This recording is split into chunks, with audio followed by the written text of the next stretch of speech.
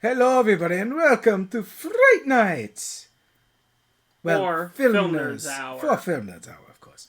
And I am your host, Noah Sweeto. And I am the hoping he doesn't do that voice the entire episode, Nathaniel Shoemaker.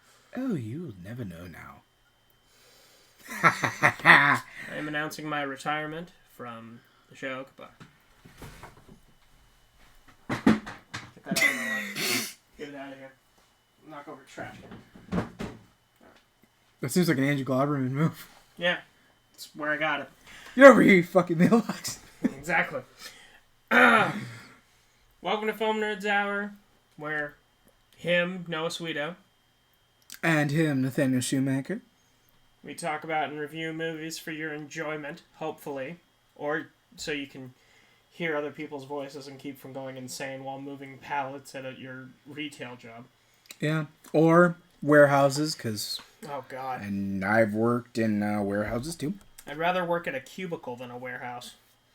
The pay was incredible. To get paid weekly and see that your check was about Weekly? Oh. To see that your weekly check was $621 kind of made How it many hard to quit. hours?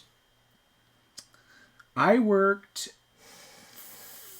4 p.m. for 4 days till 2 a.m. Okay. I got So- 3 days off. It was hard for scheduling, but Yeah, but that's some nice cash. I'm sure that felt great for a while. weekly to get 600, like a minimum, and the minimum was like 580. That's awesome. That's awesome. It's kind of hard to say no when you're making over $2,000 a week. Granted, Or I mean a month. You wanted to die, but You wanted to die, but the only problem with music is that it wasn't as easy because obviously you're working in a factory, basically. You don't want to. Same thing. So You want to run into a forklift. yeah, that was kind of grueling, but definitely bringing in that money. So Yeah. So But- be safe if you're listening to us in a factory. yes, please focus. We are. I cannot One ear, butt stress out. this enough. We are not worth dying over. We are not. Yeah, I'm sorry. I'm not. I'm never gonna say that I am a god, no matter how many short films or how popular it becomes. No, I mean I'm sure we'll probably in the future have some wives and some ladies, or some ladies and some children who would say we are worth dying for, but not currently. Lord knows, not currently. Yeah. But we are bringing you tonight the episode of Fright Night from 1985. Is it 85? I thought it was 84. Nope, 85. Okay. I've just been wrong. Yes, the original Fright Night, not the 2011 remake, which I still contend is better than the sequel to this movie. I have not seen Fright Night Part 2, so Fright I Night can't Part speak 2 does have some good qualities, one being they got the original cast back. Always nice. for it. Yeah, into which Alex told me the other day that what was it, that Phantasm Yeah. always has the same cast. The Tall Man? Like, no, the same slew of cast. It's like it directly picks up where it left off, if I remember right. I think. Yeah, those actors are committed to finishing that story, huh? And there's 5, which we will do Phantasm for this channel as well. At some point, for sure. But I believe either that or it's House. No, I believe it was Phantasm. Yeah. Which, for this movie, I want y'all to do yourself a favor and look up the cover art for Fright Night, because that is beautiful. Can we both agree? Oh, absolutely. I'd love to have that poster. Me too. It's both horrifying, but also satisfying in a good way because Really of how sets beautiful. the tone, because not only is the house creepy, but the smoke above it is creepy. There's a lot of images in there, because you see the vampire face, and you see when he turns into a bat. It looks like a bunch You of see people the screaming. werewolves, too. The wolf, in there. yeah. Not werewolf, but wolf. Yeah. Yeah, you see a lot of a lot of stuff on there. It's very, and I think my favorite part of the poster, if you really look, in the house. You can see him look through the window. You can see the one light on and see him looking through the window. Which, I think that's where the summer of '84 got their vibes, definitely. I feel like for sure, because this is, if you liked the movie Disturbia, if you saw Summer of '84, which we and did like that, do in our last review, so if you haven't yet, Please go back and... Rear Window, Frailty, like any movie where a person is trying to prove that the person they're living next door to is killing someone. Yes. Or multiple people. Which I've yet to see Frailty, but I've heard it's very good. Yeah, I've yet to see that. I saw Disturbia back in the day. That was a good time. Not seen it, but... Really good. My uncle, he's a big film geek like us, especially like me, and he definitely recommended Frailty for this channel, so... Okay. Definitely got For sure. I've seen Rear Window, though. That's a great Alfred Hitchcock movie. I'll have to see it. I think I added it to my list while I was looking on here, so... Yeah. It's got the same guy who did, It's a Wonderful Life and Vertigo, and the man who shot Liberty Valance and The Shootist. I just can't remember his name. I can never get that song out of my head whenever I start thinking about it. What? Liberty Valance. It's a great movie, right? I haven't seen it yet. Oh, okay. I meant the song. I love, because it's got John Wayne in it, and I bought my dad a John Wayne collection because he loves John Wayne, and John Wayne made some really good movies. I'll definitely have to look at it. Who is the guy who I'm talking about? From which one again? From Rear Window and Vertigo and It's Wonderful Life. He played the main guy in A Wonderful Life, right? Yeah. Looking up stuff, you can hear the clicking of a keyboard. Oh yeah, I didn't realize that was a 46 film. I thought it was 50s. James Stewart. Yeah, Jimmy Stewart. Yeah, that's right. Yeah, that movie was made. The director of that movie, he was a director who went and he filmed during World War II. Yeah, he served in the Army from 1941 to 1947, and then 1947 to 1968 in the Air Force. Mm-hmm. And so. He made this movie right after, and all those you have to watch. There's a great documentary on Netflix too. I think it's called like 5 Came Back or something like that. But it's about these 5 directors who filmed all this World War II footage.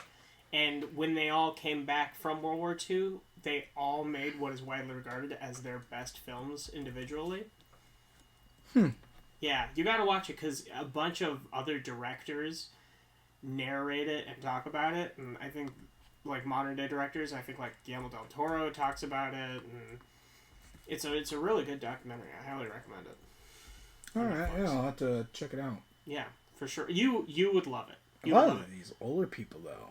I feel bad. I can't remember which director it is. I think it might have been the one who did It's Wonderful Life. Because you said Air Force, right? Yeah. It might have been him then. Because he did a lot of the filming of the bombings and stuff, the bomb runs. Okay.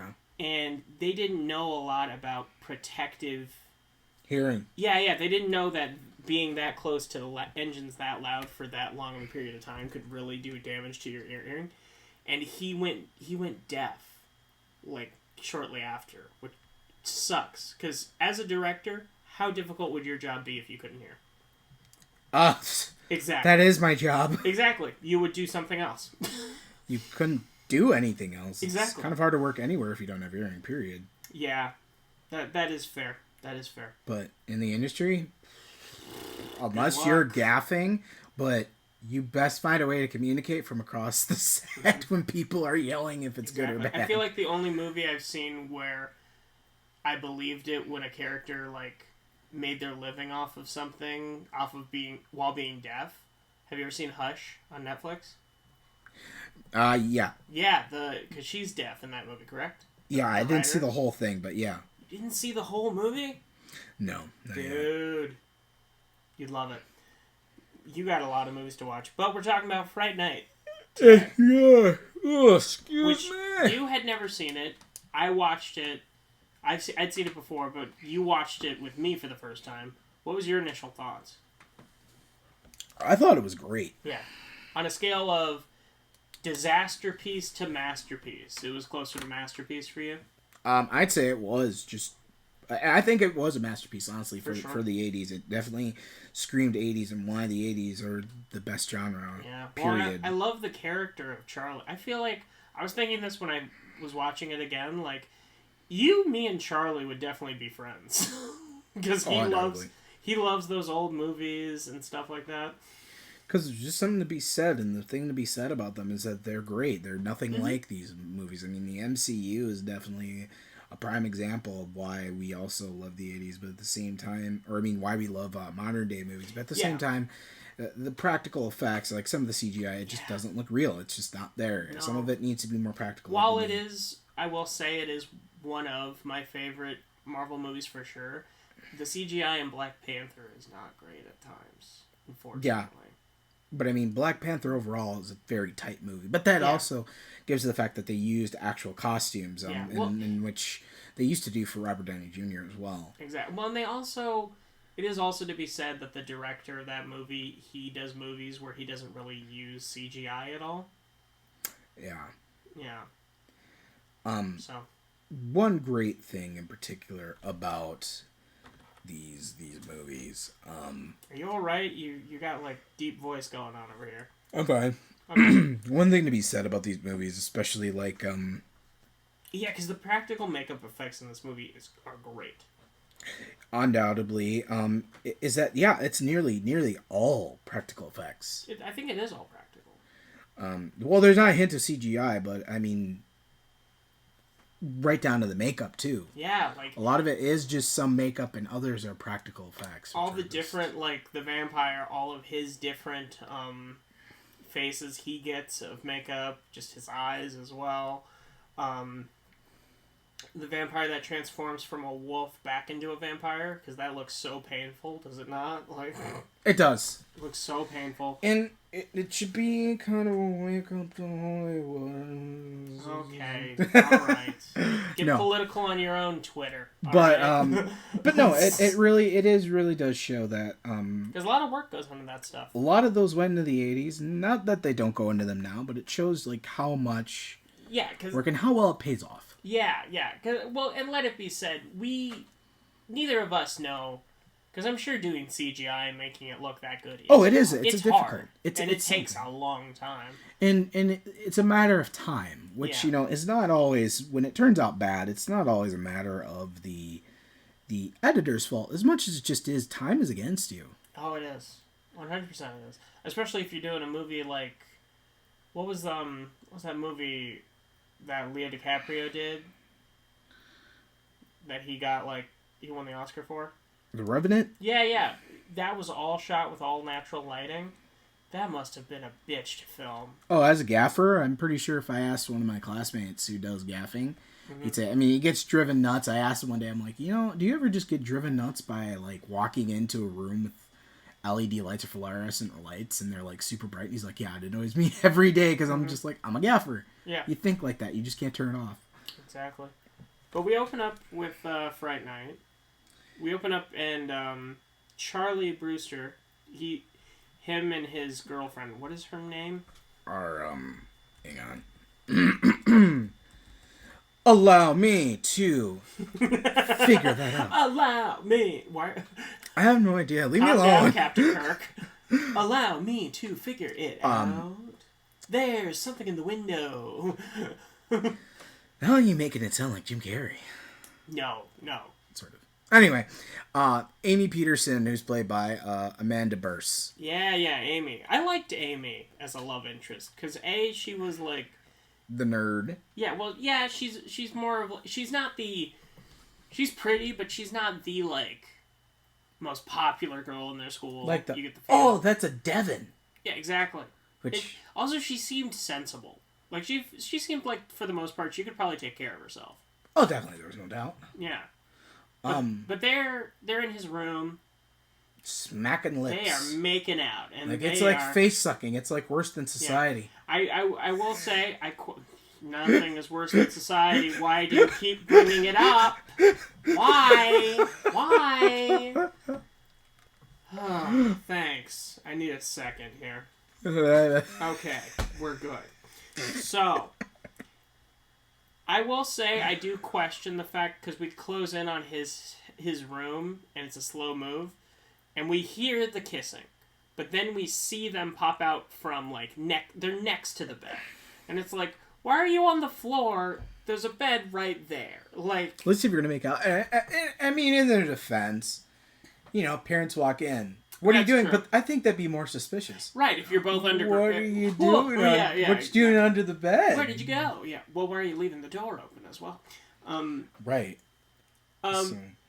So they're watching... The TV's on, and Peter Vincent, who is played by Roddy McDowall, if you know the original Planet of the Apes movies, he was great in those. Yes. Very classic, formerly trained actor. But he hosts a show called Fright Night. Yes, in which it's all about vampires primarily, but also creatures of the night. It seems like a variety show where they show old horror movies. So it'd be like... It gives me a Mystery Science Theater 3000 vibe a little bit. Yeah, it'd be like... Commentary. It'd be like that mixed with, like a annual Goosebumps or Twilight Zone, but dedicated solely to old It reminds monster me of movies. Alfred Hitchcock Presents as well. Yes. He always did openings for his, the episodes of that show. Which I never saw them, but I know kind of what they're about. They're always about I'm pretty sure it's all on Hulu. You should give it a shot. I feel like you'd enjoy it. I haven't mean to. I didn't know it was on Hulu, so I'll definitely check that out. Yeah, I'm pretty sure, as far as I know. But, and she's like, Peter Vincent's on, and he goes, I don't care. Like, he's like kissing her neck, and she's like, but you love him. And he's more like, yeah, I just want to kiss you. Exactly. And she's like, she tells him to stop, and he gets frustrated, which nowadays for sure seems kind of like a dick move. Like, but I mean, like, yeah, but I mean, judging by how people react now, it kind of makes sense why it's a dick move. Well, and also, and there is something to be said for the fact, because it's established they've been in a relationship for over a year. Which, I mean, by that point, I'm not saying this to be sexist, but I mean, you'd expect that you'd advance to some action in your relationship. I wouldn't say expect, but I feel like it would naturally progress to sex, maybe? Yeah, there we go. Yeah, there we go. I wouldn't say there's a contract. That sounds very douchey.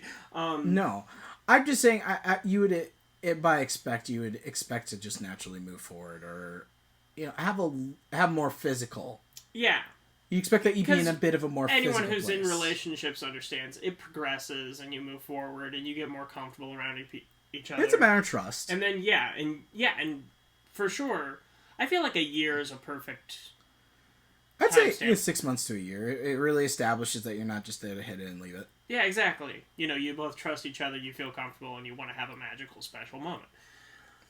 But then she like apologizes, and then she goes on the bed, and she's ready. She's like, okay. But he looks out the window, and he sees his neighbor and this other guy, I guess his new neighbor, because they're moving into the house, and they move a coffin into the basement. Yeah, they're moving a coffin. Which is very suspicious. Yeah, undoubtedly. Yeah. So he goes, I think there's a vampire living next door. And she's pissed because, like, it's understandable. Every anger she has in this movie is very understandable. Yeah, and it's kind of the question of why vampires right off the bat? Well, I mean, she thinks what we think, which is they're watching the vampire show. Yeah. And he's just trying to put two and two together, but it does make you kind of think, like, right away. Opposed, if you were, like, started going in with nothing about this movie, totally had a different opening where it took a while, like, gave it, like, 3 or 5 minutes, you would totally think the dude is absolutely freaking insane. Yeah, for sure. Or just paranoid, at the very least. Exactly. But so she gets angry, leaves.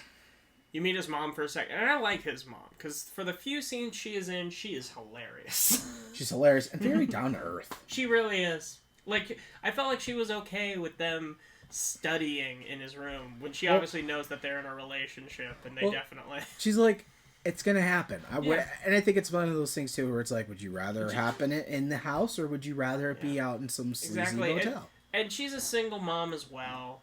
Which, single moms, if you're listening to this, you're a hero. You're a hero. Yeah. Like... And there's something to be said, because that's always going to be the truth. So 100%. 100%. But so then he's at school the next day, and he's talking to his buddy. He nicknames him Evil Ed. What was the reason for that? I think it's just because it sounds like his name. Well, and he calls him Evil instead because he pranks a lot. Sorry about that, folks. We just had a technical difficult, Yeah, little too much background noise, which I'm sure is either edited out or you'll hear it a little bit. But yeah. But so anyway, Charlie's at school with Evil. He's telling him what he's told him. He thinks he's crazy. Yeah. And then he starts he goes home again, and he sees a woman who you find out if you look at the credits. She's literally credited as Hooker. I love when you have that.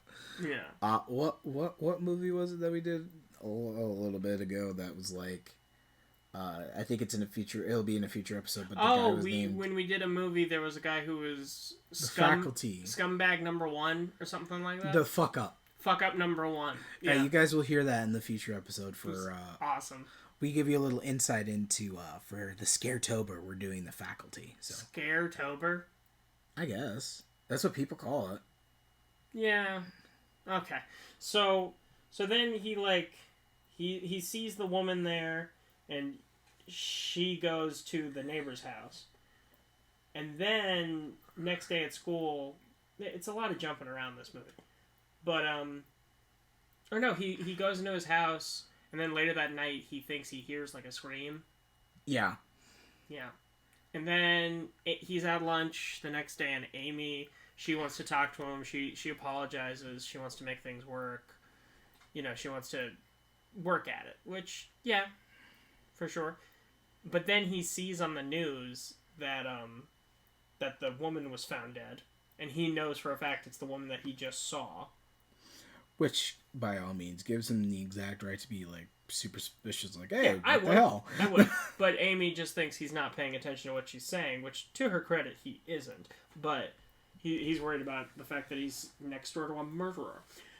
Which, I feel like you should take the time to say that, because even if you've seen Paranoid, don't start with the fact of, oh my god, he's a fucking vampire. But, take the time to be like, okay, that woman that was missing, I could have swore I saw last night. Yeah, exactly. Yeah, he doesn't take the time to tell her, which is questionable. Yeah, which is a lot of, kind of a feature movie that we reviewed of kind of why that just doesn't work. No. As a person, communication, especially in a relationship that's been for over a year, yeah. is very, very important. Yeah, so communication is everything. Yeah, and pretty much in any relationships. I mean, even doing the show, it's a communication thing. Always got to be in communication. It's one of my favorite. You've never seen this. I don't think you have. I think you might have watched some of it. Man Seeking Woman. I can't remember if I have. I know you were down in the dumps one day, and I told you to. It's in my watch list. Yeah, but it's a show that I love. I watch that show maybe once every year or 2 years. But it's a thing where the over-exaggerations we make in our head are reality. So the finale of the show is a wedding, and there's a monster that comes in after they get married. They're like, what is that? And both the parents from both sides from the man and the woman's side of the family, they're like, well, that's one of the many monsters you will have to face in being married. And it's like, oh yeah, because in a very committed relationship, there's going to be difficulties. In-laws. Yeah, exactly.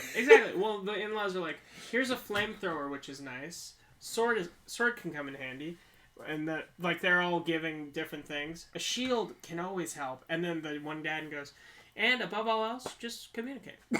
it's like, yeah, it's really good.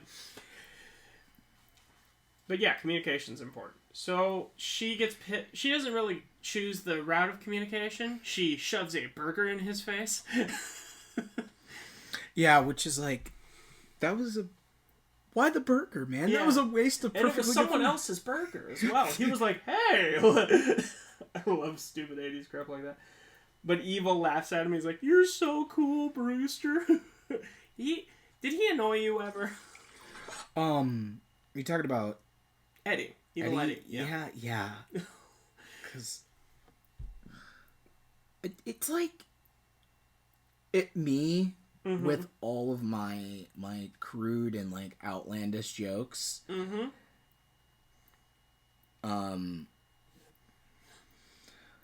But if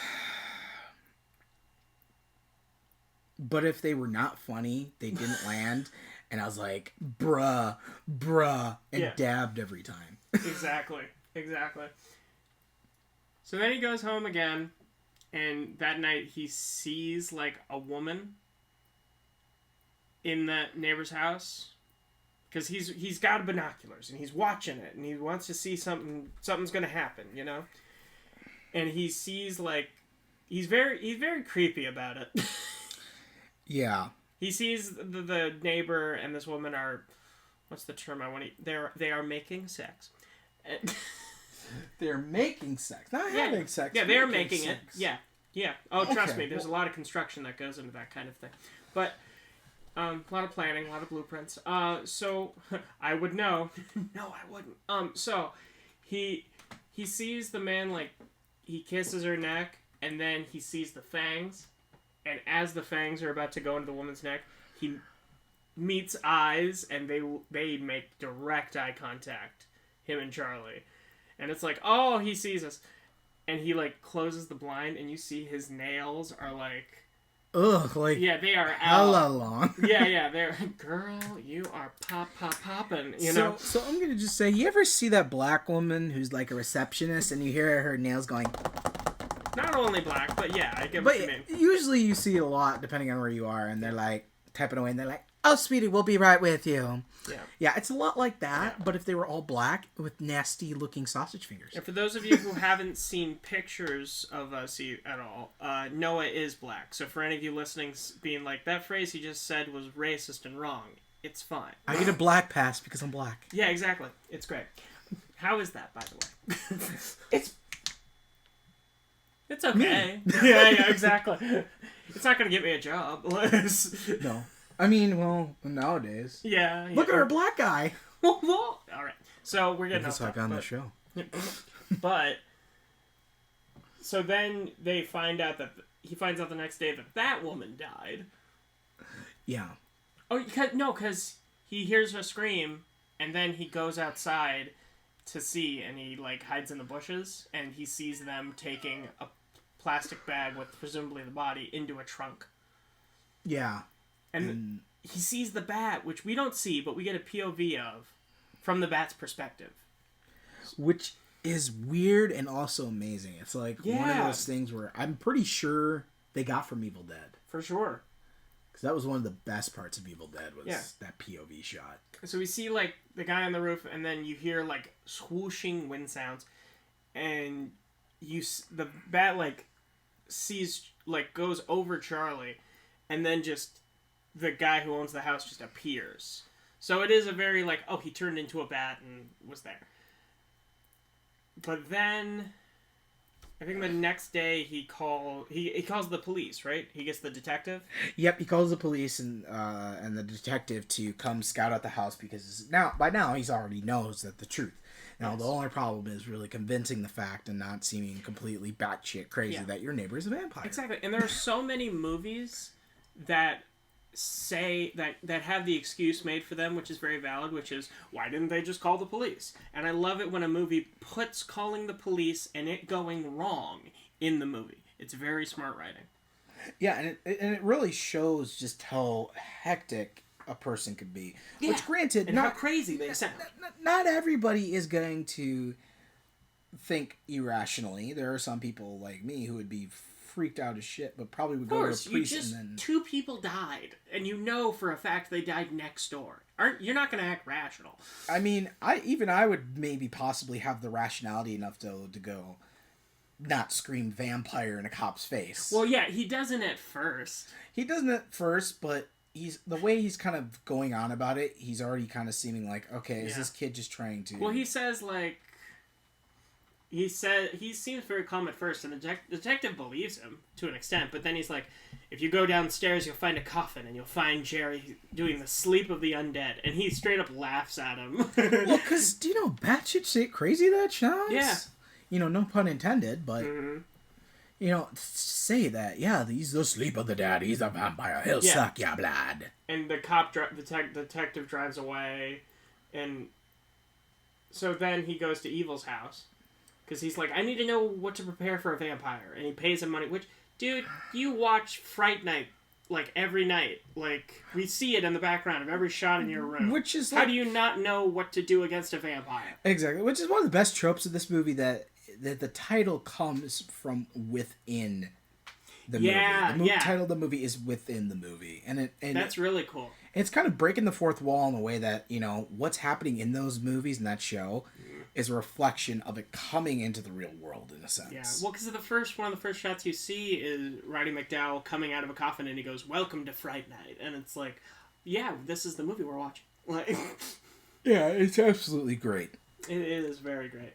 So he goes to his house, and he's like, he tells him, okay, here, take this cross and keep it with you. It'll only work if you have faith in it working, which is very important in this movie. They actually utilize that.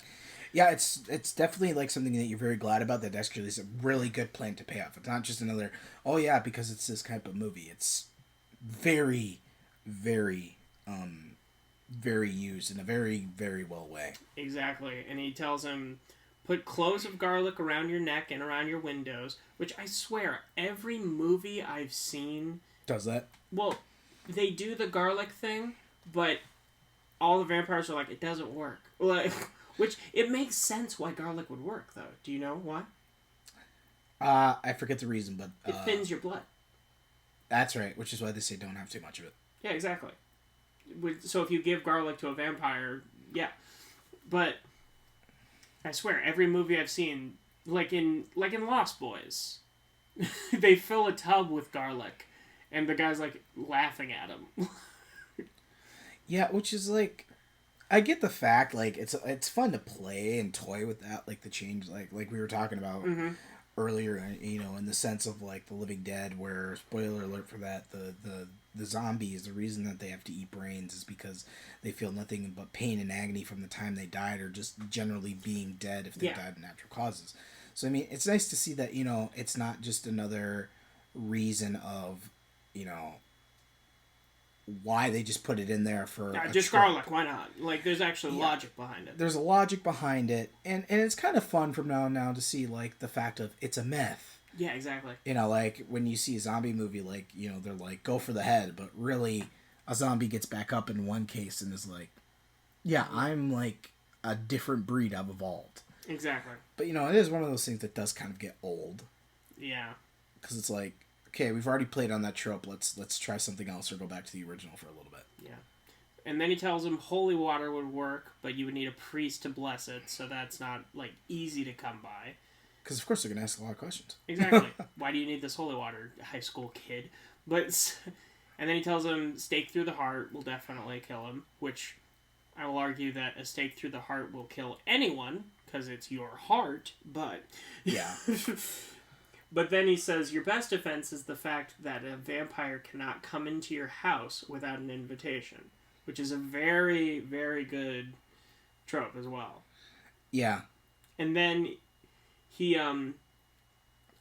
goes home, and his mom has invited the neighbor. Which is like, oh shit. And right after he told me, don't invite him. Exactly. He's like, gosh dang it. Well, and the guy even says to him, and he goes, well, now that your mom invited me over, I can just come over anytime I want.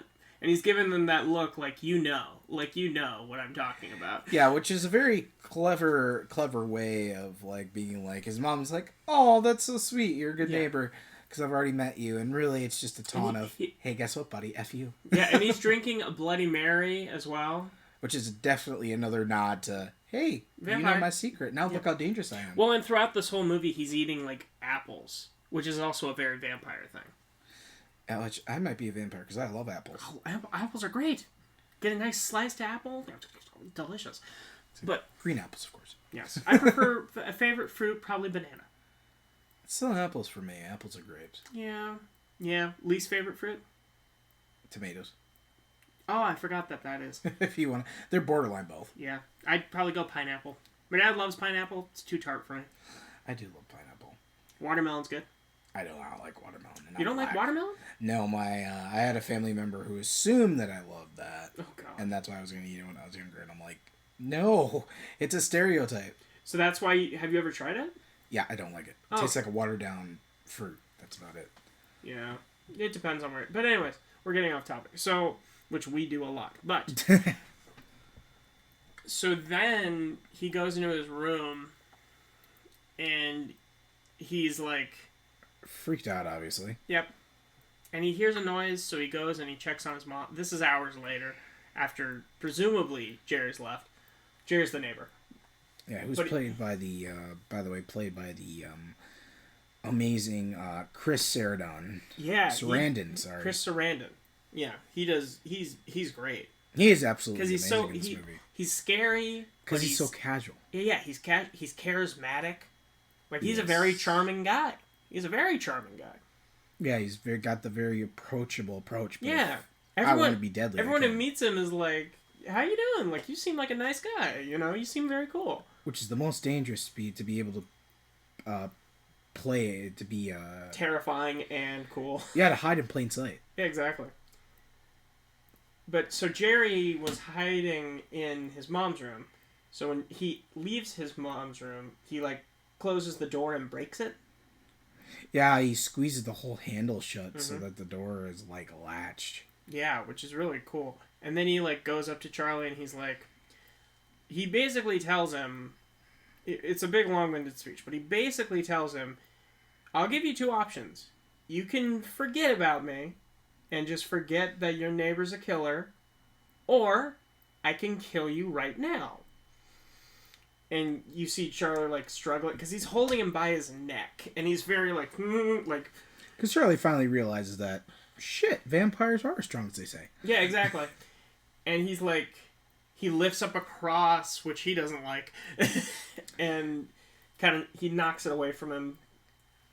Because he's, like... Doesn't he say first that you have to have faith for that to work? Yeah, exactly. So then he, like, pushes him, breaks his window... which has nails on it because he nailed his window shut, but he lifts it up, and presumably he's, like, either going to push him out the window, because you see a picture go down the window, and it gets impaled on the picket fence, or he's just going to decapitate him. Yeah, slam the window. But Charlie is able to grab a pencil and stab his hand. Which is amazing how effective that was. Exactly. Because he lets go of him, he starts turning around a bunch, and then his face morphs, which... The makeup in this movie is great. And the way it's cut was amazing. Mm-hmm. Oh, it's so good. So then he leaves because his mom wakes up.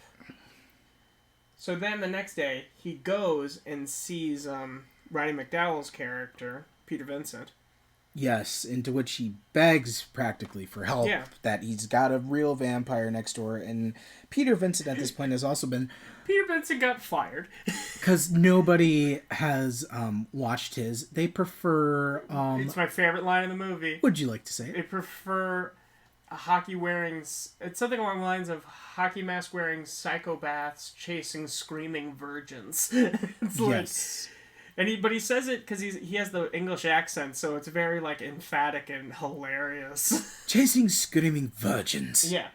So he's like, no one believes in vampires. And he's like, do you believe in vampires? And he, of course, is keeping up the act of, like, oh, this is a fan. Of course I do. He goes, I believe in them, too. And he goes, if only there were more like you, my ratings would have been better. Like, you get the sense that this is a job. Like, he even says at one point, Peter Vincent isn't my real name. It's a character. Like, yeah, which is disappointing. But he is credited as Peter Vincent, so... Yeah, so who knows? But... So he tries to tell him, he's like, there's a vampire living next door to me, and I need your help. And... Peter's just like... He dismisses him, he thinks he's insane, he just drives away. You are too much of a fanboy. Please leave me alone. Mm-hmm. Exactly. So then he goes home, and his girlfriend gets his best friend Evil, Eddie, and they're worried about him. Considerably, they're worried about him. Because who wouldn't be worried about him? Your neighbor's a vampire who kills people, and now you're worried that he's going to kill us. Yeah, you don't sound crazy at all. Yeah, so they go to his house, and there's garlic everywhere. There's candles lit everywhere, and he's nervously filing down a steak. He looks like he hasn't slept in 8 days. He's just like... And Evil thinks it looks so cool. You ever seen those cartoons or like those shows where they start off an adventure like Rick and Morty in like season 3 where Rick is like all right, come on now, 20 minutes adventure, in and out, 20 minutes adventure. And then it cuts to about 3 weeks later, and Rick has got like the half beard going, his hair's all fucked up. Yeah. Yeah, it's like that. It made me think of that episode of SpongeBob when they tell him he's ugly, so he makes up his whole house to look like Phantom of the Opera. Like, yeah. Like, whoa. And the other scene where he doesn't go outside and you see him with half a beard. Exactly, yeah. Because he broke his butt. Mm-hmm. Yep. So anyway, so he's like, why don't we... He's like, this is to protect me. Although I might not need it. And he pulls out his stake and he's like, because if I stab this through Jerry's heart tonight, I'll be fine. And his girlfriend's like, that's murder. And he's like, not if it's a vampire. And she's like, oh, right. Like, what? Because you're still murdering a person. Yeah, exactly. Like, and they're like, why don't you go to the police or something? And he goes, I did. They dismissed me. And they're like, and Evil Ed's like, why don't you call Peter Vincent? He'll help. And he's like, he already dismissed me. And they're like, well, we'll go talk to him. Just stay here. Because they want to talk to Peter Vincent to help him, like, not be crazy. Because they still think he's crazy. And they're like, if your idol can talk you the fuck out of it, then, you know. So they go to him. He's in the process of, like, because he gets an eviction letter. So he's trying to figure out what the heck to do. And he's like, they're like, you gotta help our friend. He's like, he needs a psychiatrist, not me. And he's like, yeah. So they're like, why don't you figure out a way to test to see if he's a vampire and prove to him that he's not a vampire? Like in, I can't remember the name. I can't remember. Orgy of the Damned. That was the name of the movie they kept bringing up. Why Orgy of the Damned?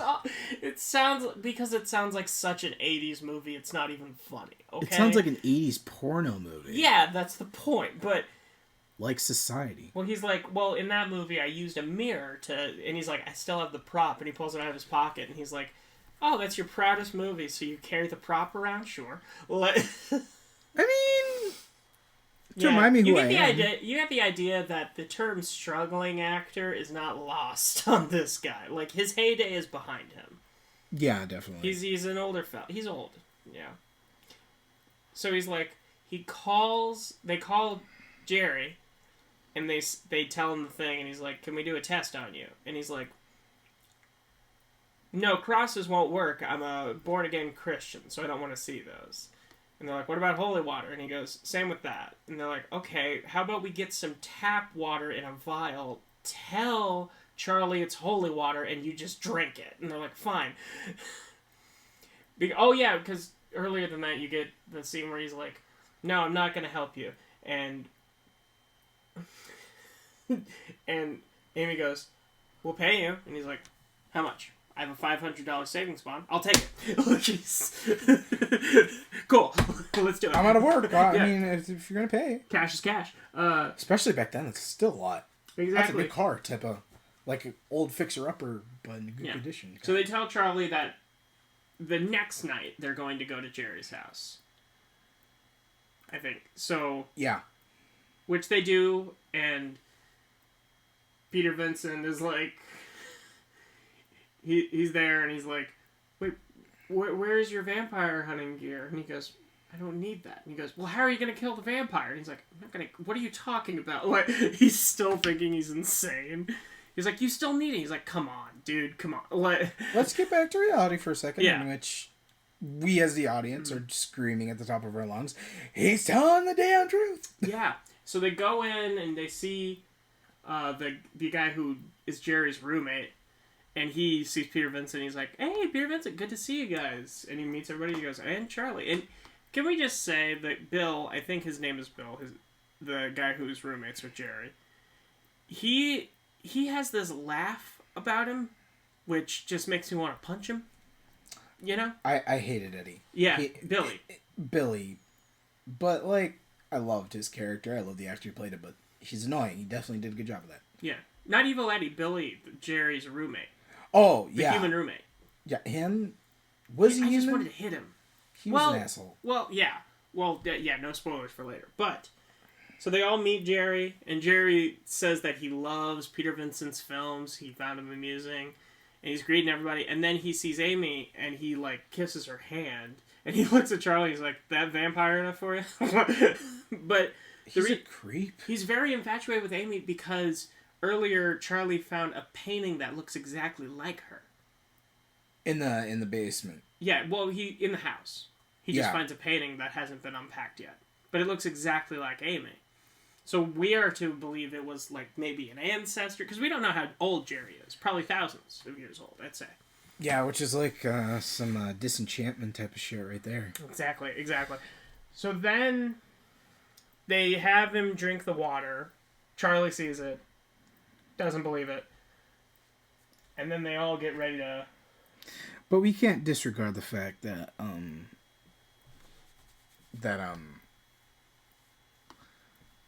Jerry was so hesitant. Yeah, he was... Well... Because he kind of took a look at it and was like, ah. Yeah. And he, like, drinks it. But he was told it was tap water. Yeah. So... But then, Peter Vincent, as they're leaving, he pulls out his mirror to, like, check his hair. And he notices he doesn't show up in the reflection. So now he knows he's a vampire, and he's terrified. Yeah, because if you haven't figured it out by now, Peter Vincent isn't exactly... He's an actor. He doesn't believe in vampires. Exactly. He believes in the spirit of entertainment. Yeah, but he drops the mirror and it breaks, and a shard is left behind.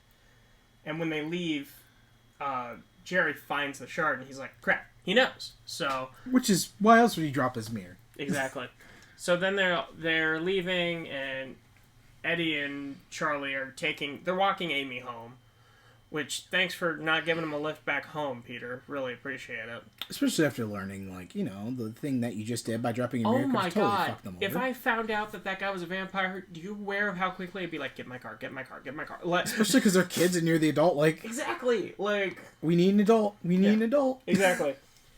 But so then there's a really funny scene of, like, they're walking down the street, and Evil was like, let's go down this alleyway. And he's like, no, Jerry could attack us at any moment, or whatever. Because Charlie still is pretty sure he's a vampire. Rightfully so. Yeah. So Evil walks down by himself and screams. He cries wolf. Because he's a dick. Yeah, which is like, dude. Yeah. Not the time.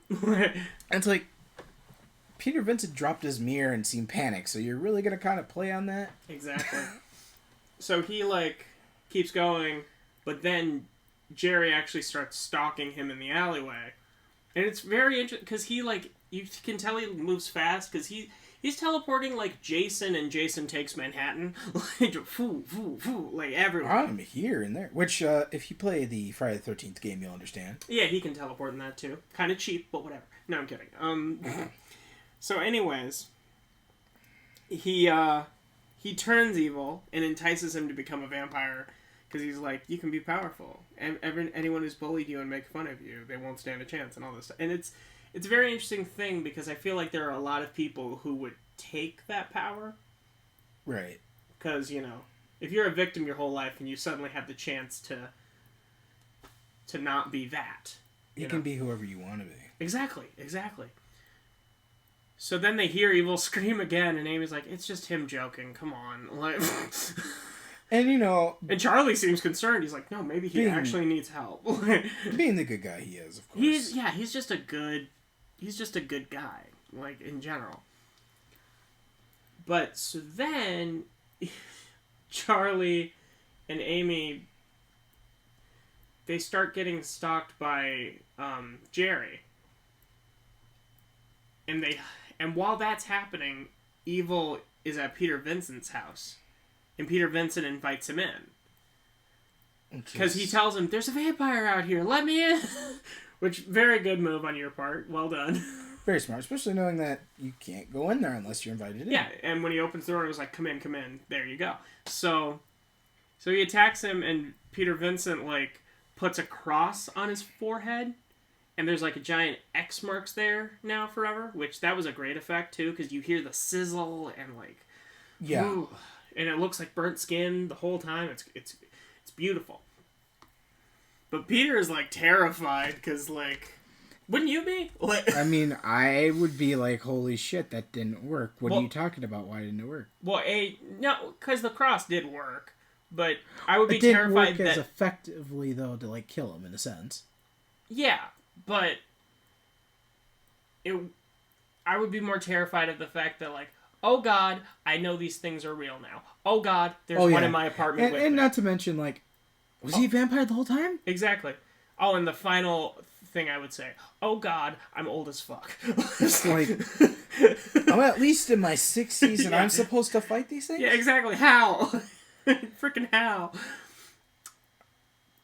But so then Evil leaves his apartment after getting burned in the face. And there's a funny thing of him, like, he looks in the mirror to see, but he has no reflection. But he still reacts with, like, what did you do to me? So it's a thing of, like, can vampires see themselves in the reflection? Just no one else can? I don't know. It's a good question. Yeah. But he, like, that actor is so good because he audibly screams and he cries and, like... Yeah, which was played by Stephen Geoffreys. Has he done much else? I feel like I've never seen him in anything. Let's see if he's still alive. He's 55, so he's still alive at least. His other name that he goes by is Sam Ritter. Yeah, he's been in a couple of things. Granted they don't look as successful, but Moon 44 of 1990, 976 Evil 1988, At Close Range, Fraternity Vacation. Okay, so it sounds like a lot of horror as well. Heaven Help Us, which looks more like a mob movie than anything. Yeah, a lot of horror. Sick Girl, New Terminal Hotel, Merging Past, Bite Marks, which sounds like quite a few of these are vampires. I've literally never heard of any of these. Yeah, Mr. Hush, Checkpoint, which is more of a action movie. Lazarus, Day of the Living Dead. Wow. The Chair, The Weeping Woman. So it looks like his most recent movie was that Checkpoint in 2017, but it probably looks like he's a minor character because I don't see him on maybe just a cameo to like a different movie, to this movie maybe. I don't know, like a nod. But so then we get the club scene, which is great. Yeah, very, very uncomforting. It's so uncomforting because Jerry's there. And while Charlie's on the phone trying to get a hold of the police to just say that a guy's following us, which is true, he hypnotizes Amy, because that's a thing that vampires have the ability to do, is hypnotize women more so than men, but people nonetheless. Yeah. So, and he's dancing with her to a few songs, and like, it's very, like, he reaches places which I'm not comfortable with. Yeah, I was not very much a fan of that. I was like, let's not get handsy, buddy. Let's keep our hands to ourselves. And then, Whereas I kept saying, that's not consensual, that's not consensual. Exactly. So then he's like, they're doing turns, like, on the dance floor, but he's not showing up in the reflection, and she notices, and it's a really great shot. It reminded me of that scene. Did you ever see the Van Helsing movie? With Hugh Jackman? Yeah. Not yet. I have it, though. I finally own it, so There is an amazing scene where there's, like, a ballroom, and the main woman's dancing, and there's a bunch of people in this ballroom, but Dracula, she's dancing with Dracula, and she notices that he doesn't show up in the reflection of the mirrors. But until it's pointed out to you, you don't notice either that no one else shows up in the mirrors, and you're like, oh, they're all vampires. Oh, great. We're all fucked. Yeah, exactly. We are very much. So then Charlie sees, he grabs Amy. Well, he calls Vincent too, and he's in the middle of packing. Yeah. So into which he really just is like, I'm out. I'm not doing Sorry, this. I'm out. My whole career was... I'm an actor. I'm out. supposed to be based on a lie. I don't know what else I'm supposed to do with my life. I'm 60. I need to go to Tahiti and... just live out the rest of my days. Live where there's always sunshine. Yeah, exactly. I need to go to Alaska during the summer part. But, so, he He grabs Amy, but then because some bouncers help him, which one of the bouncers was in the third Friday the 13th movie. Yes, who he played Ali in that one. He was a biker dude. Yeah, who has quite the ironic death. Yeah, he gets scratched in the face by the vampire, and then there's another bigger bouncer who he lifts up by his neck and just tosses. And this dude's at least 400 pounds. Yeah, he's a big pure muscle. It looks like he's a football player from the picture I've seen. Nick Savage is the guy that we were talking about who played Ollie in Friday the 13th. He's only been in 4 movies, too. Mm-hmm. Harlem Nights, 1989, Impulse, 1990, and then Fright Night and Friday the 13th, Part 3. Yeah. Okay. So then, in the scuffle, because everyone sees 2 people murdered, so they're panicking, they're shuffling, they're all running at the same time. You know, what you're not supposed to do when there's a fire. Which reminded me of Car, The Road to Revenge, but not shitty. Okay. So, but Jerry grabs Amy. And he's bringing her to the house. And he calls Charlie and says, if you want to see her again, you and Peter Vincent have to be at my house tonight. So this has been a long night, to say the least. Also, on a back note, too, the other security guard was Ernie Holmes, the football player. Oh, he was a football player. Who died. He was born in 1948 and died in 2008, unfortunately. Oh, R.I.P. Which it looks like one car accident. Oh. Near Vermont, Texas. He was going 80 miles per hour, it looks like, and rolled several times. Jeez. So that's tough, man. At least you never had to deal with COVID. All right. So, silver lining to everything, that's me. So, he goes to Peter Vincent to get him. He's still packing. He's like, I need you to help me. We need to save Amy. And he's like, I can't help you. Like, I'm done, man. I'm not... Peter Vincent isn't even my real name. I lied to you tonight to do the test. And he's like, I know. I need your help, though. And he's like, I can't. So then Charlie's prepared to go in by himself. He's got a stake. He's got a cross. He's prepared. But as he's walking there, Peter Vincent just shows up and he goes, Peter Vincent, ready to do battle with the undead. And that's when I was like, yes, yes. He truly is a hero. Nobody knows your name, so why don't you embrace that persona? Exactly. And he, they go into the house and he's like, why don't we sneak through the back? And he goes, no, they'll be expecting that. Like, let's just go through the front because it's stupid and no one would do it. So, but in all essence, it's pretty true. Yeah, it's very true.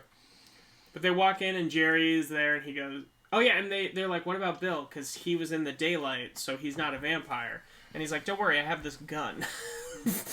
And I'm like, okay, that'll work. So they get there and Jerry goes, welcome to Fright Night. Just like Peter Vincent goes and then looks at them both and goes, for real.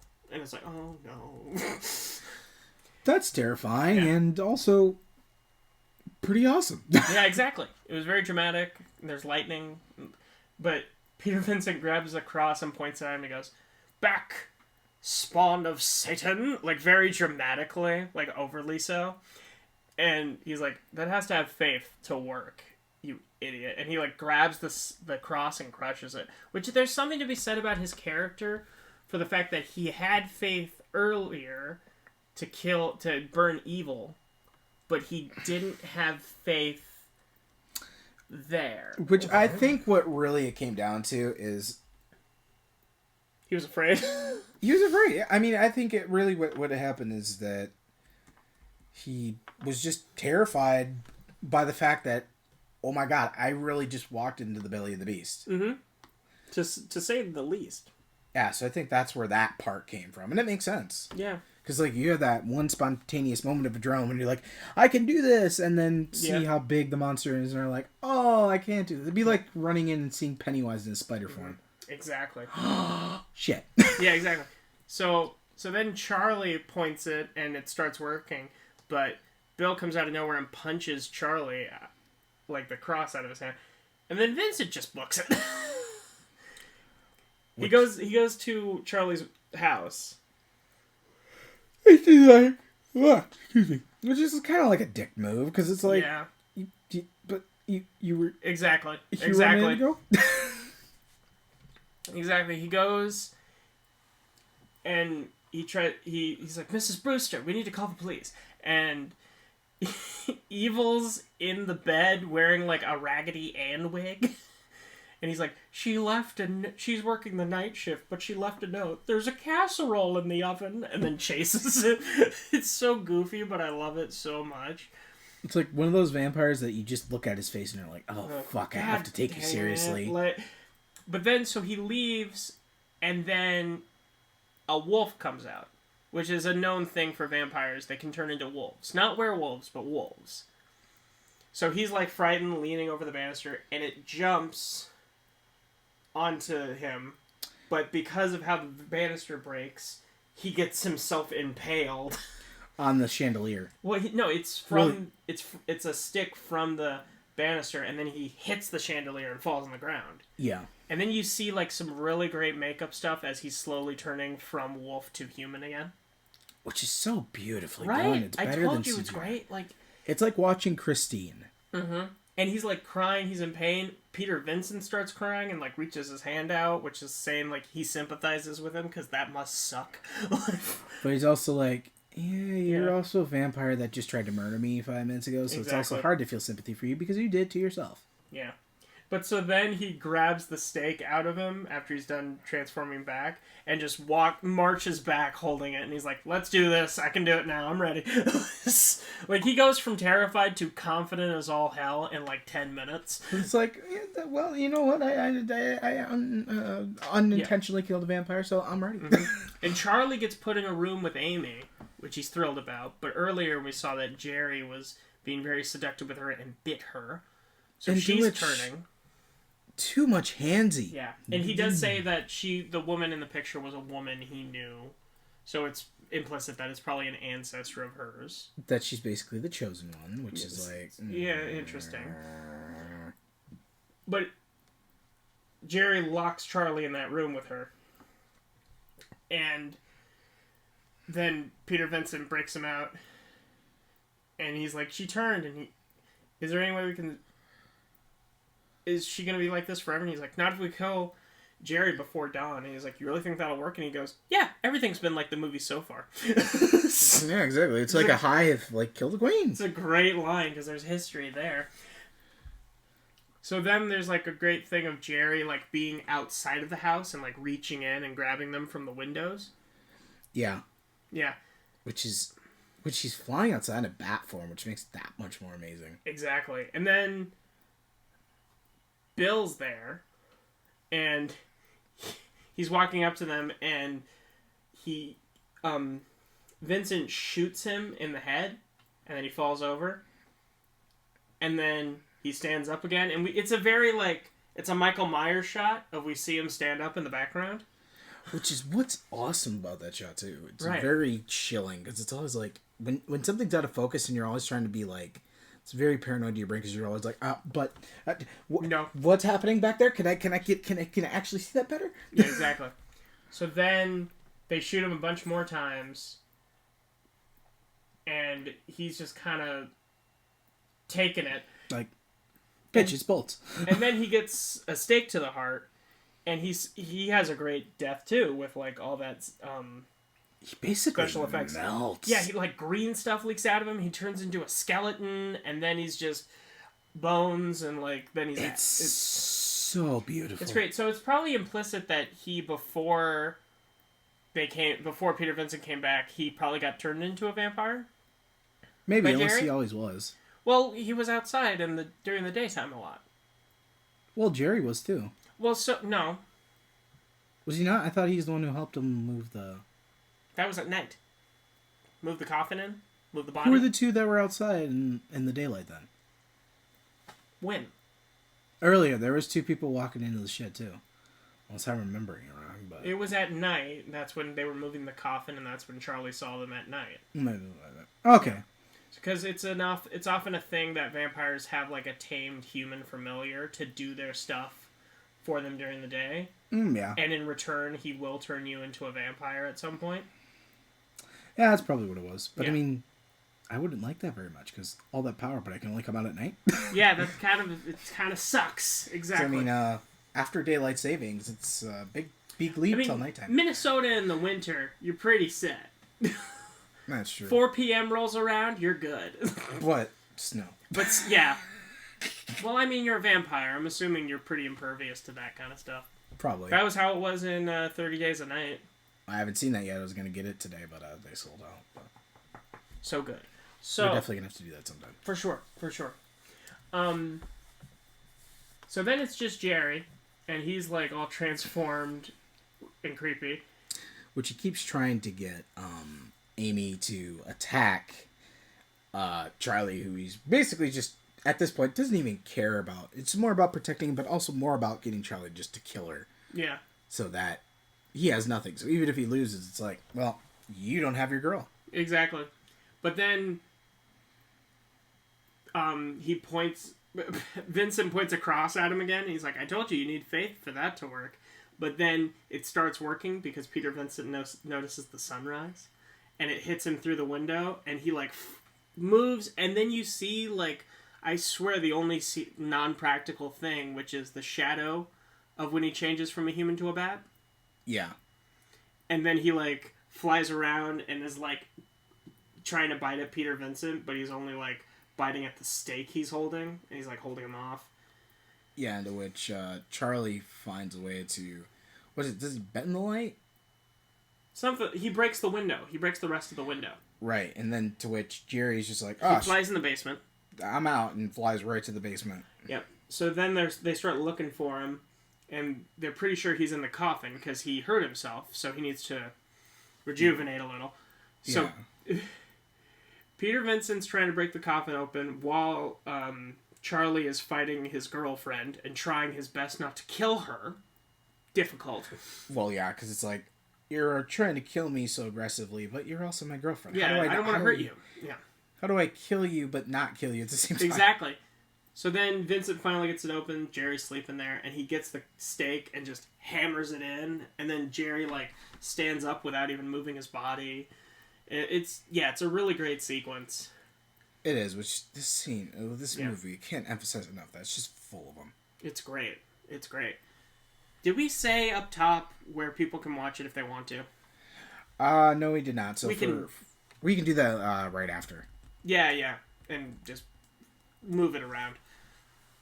Yeah. So then he's about to kill Charlie, I'm pretty sure, because he pulls the stake out of his chest. And then Vincent breaks one of the windows, which have been painted black down in the basement. Yeah. Yeah, and then pretty much every window has. They each start breaking the windows. One by one. Yeah, and then he gets caught on fire, turned into a skeleton, and killed. But they were able to keep Amy safe, and she did turn back into a human. So then we cut to later where Amy and Charlie are like making out in the bed again. Peter Vincent's hosting Fright Night again, but this time they're doing alien movies. Yeah, which is understandable because it's like... And he's like, I'm tired of vampires. And he looks at the camera. Right, Charlie? Winks, and it's very nice. Yeah, which is like... I totally get that. Mm-hmm. Yeah, exactly. I've done it, and now I've lived it. Mm-hmm. I am done. Yep, exactly. So then he goes to turn off the TV, and you as the audience look out his window and see for like a second a pair of red dots, which look like eyes. And he thinks he sees it too, and she's like, Charlie, what is it? And he goes, nothing. And then they presumably make the sex. And then it zooms in on the house, and you see the red eyes again, and you hear Evil laughing. Because they didn't stake him through the heart, so it would stand to reason that he's maybe still alive.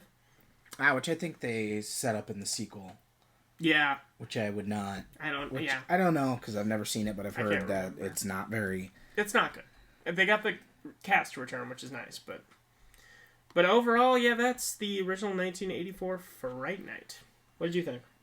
I I loved it. I really did. And we do get Peter Vincent back in the second one, along with Charlie Brewster. Mm-hmm. He's got a different girlfriend named Alex.